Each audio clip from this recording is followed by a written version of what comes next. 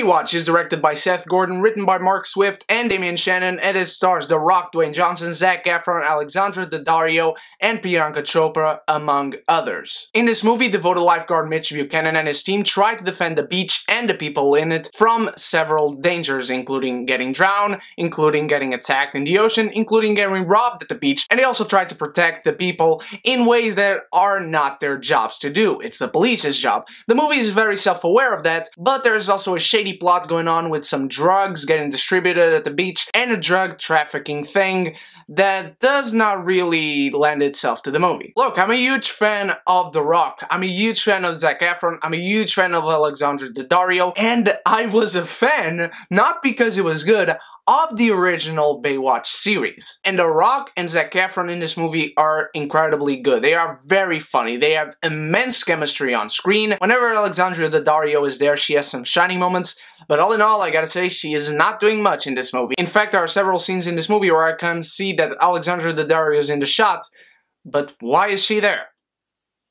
And both The Rock and Zac Efron are very charismatic, both them and their characters. And they go through this kind of journey that can be, at points, compelling, but the movie does never full-on lash onto that, and therefore you as an audience don't either. I will say there are brilliant moments in this movie of comedy, where this movie knows how funny things can be, when it must focus on something, and that will pay off eventually. This movie starts off very well, and without spoiling, it ends in the funniest joke they could possibly do. It is brilliant, the very ending of this movie. The main problem is that the movie does lash on a lot to the plot, and the plot of the drug trafficking thing just does not fit. You are following these lifeguards and their shenanigans, and it can be funny at points. But for instance, this dude, all the comedy he lends to the movie is the same. It's because he's fat, and because he's doing something that he clearly shouldn't be doing, and because it's embarrassing, and all his jokes are the same. The very reason why he wants to join Baywatch is so stupid, and it does never prove to be any other reason, and by the end of the movie, when they do pay you off with something, you're like,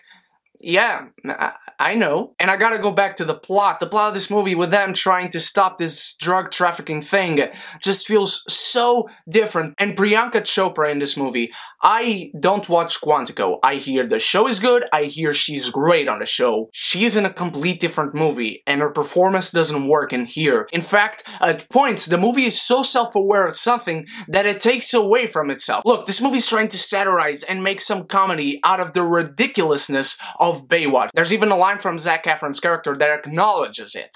However, unlike 21 Jump Street, where the show was something and then they tried to satirize it because they were fans of the show had a legitimate good storylines, good characters and whatnot. Baywatch was not seen because it had good characters or a good plot, or because it had compelling storylines and character development. Baywatch had ratings because of two reasons. Several two reasons. And that's why for the most part of this movie, you're just looking at these people making funny jokes about themselves, but it does never feel like they're making fun of the show, but it feels like they're actually making fun of themselves, and not in a good way. I will repeat myself, when this movie nails a joke, it nails a joke. Situational humor in this movie is great. The humor between characters, the bickering amongst them, and you can really feel at points when it's improvised, and when it's improvised, it really works. This movie has a semblance of what is good comedy, but it never lashes on to that. And I'm sorry, I gotta say this, the special effects in this movie have nothing special about them. They are so horrible. The best special effect in this movie looks like something that's well done in itself, but it doesn't belong in this movie whatsoever. It's in this boat that is on fire,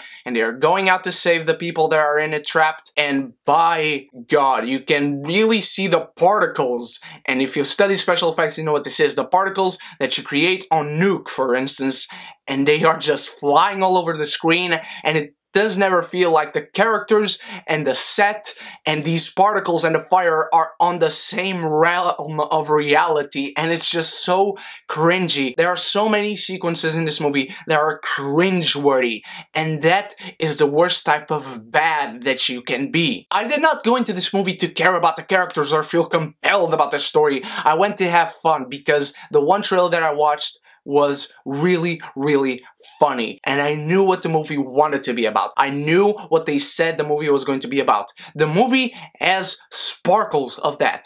It has particles of that flying around every now and then. But for the most part, I actually felt bored. For the most part of this movie, I either felt bored or cringed. The actors are fine in what they have to do. They just don't have much to do besides Matt Brody, played by Zac Efron, and Mitch Buchanan, played by The Rock. There are so many inconsistencies in this movie, and again, I'm not here to see a fully coherent story, but when you have people doing their tryouts for Baywatch, and then someone is getting drowned, and when Zac Efron has just lifted weights and done pull-ups and ran for God knows how long, and he's sweating balls and all his abs and muscles are popping out, and then he's going to save this person and he already has a dry shirt on and his hair is perfect, things like that don't really add up. I did enjoy myself at points when the situational humor was good, when the characters said something that worked for itself. The visual gags